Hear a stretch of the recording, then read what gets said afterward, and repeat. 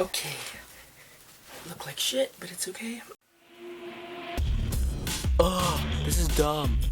No, this is Shane. So I have my calculus final on a Thursday, and my geography final on also a Thursday, and my team project on the Wednesday before that.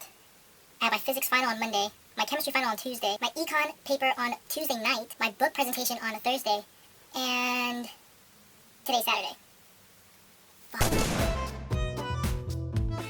Yo, what is up everybody? This is Shane. If you're going to school right now, you probably have finals. So if you're like any normal person, you probably don't want to take your finals. But when you're in school, you just gotta get that shit done.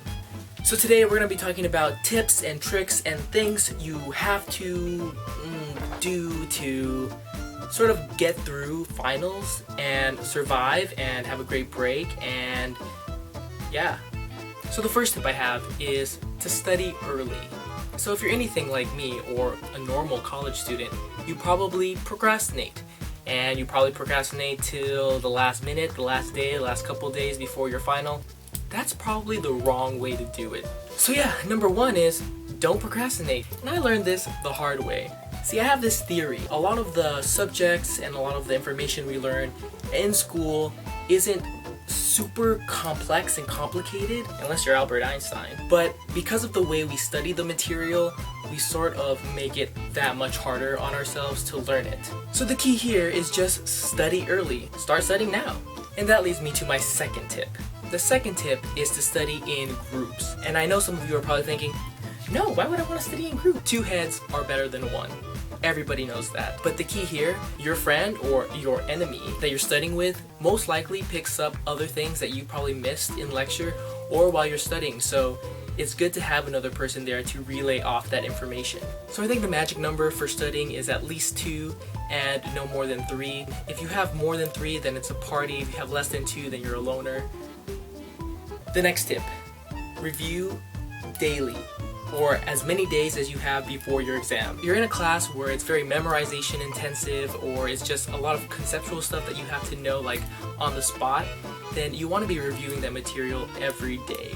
Even if you study for like an hour or 2 a day, as long as you're like reminding yourself what that information is and how it applies, how it works, all that junk, then you're most likely going to be that much better at recalling it on the actual exam date.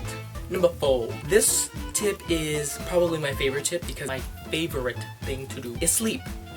A lot of people, including myself, especially when you're probably in college or maybe even high school, don't sleep before finals. They think, Oh yeah, I gotta cram, and by cramming I'm going to get all the information into my head. and then I can regurgitate that information on the test. Easy peasy, lemon squeezy. False. You see, when you study when you're sleep deprived, your brain is actually a lot shittier at retaining information than it is normally. So if you're studying when you're sleep deprived, the chance of you recalling that information are pretty much gonna go down by half. And I'm not saying it's impossible. I'm just saying that it's probably gonna be a lot harder to learn the information if you don't sleep in between your study sessions. And finally, the last tip is simply don't stress the wrong way. This took me a while to understand. When you have like 8 projects, 2 speeches, 3 finals, and a bunch of group work due within the next couple of weeks, it's pretty... not even burp, that was just gross. It's pretty easy to be overwhelmed with the information that you have to recall and the deadlines you have to make. The common response is, I have a lot of shit to do, oh no, But what you really should be doing, I have a fuck ton to do, but with my determination, I will use all this stress to fuel my drive to study and to get all of that shit done. It's a simple sort of thing that people overlook. Just changing your viewpoint on how you stress and what stresses you out can really make an impact on how you view the stress and how you use it to fuel your drive to study or your drive to do well. So those are my 5 tips. I'm sure there are like a shit ton more tips that you could use in order to study for your finals or to study for life or to study for anything. But with finals coming, I thought it was important enough to say yes. So if you have finals coming up, let me know how you're gonna deal with that stress. How do you handle all of your deadlines, all of your finals, all of your group projects? all of that stuff. I want to hear about it. So if you did find it useful, please give it a like, comment, tell me cool stuff about finals that you have in your life. Tell me about your dog, tell me about your life. How was your Thanksgiving? How's your Christmas gonna be? Are you going anywhere for the holiday? Tell me all of it. All of it, all of it, because I care and I want to know. So that's all I have for you guys. See you next time. Thank you very much. Bye.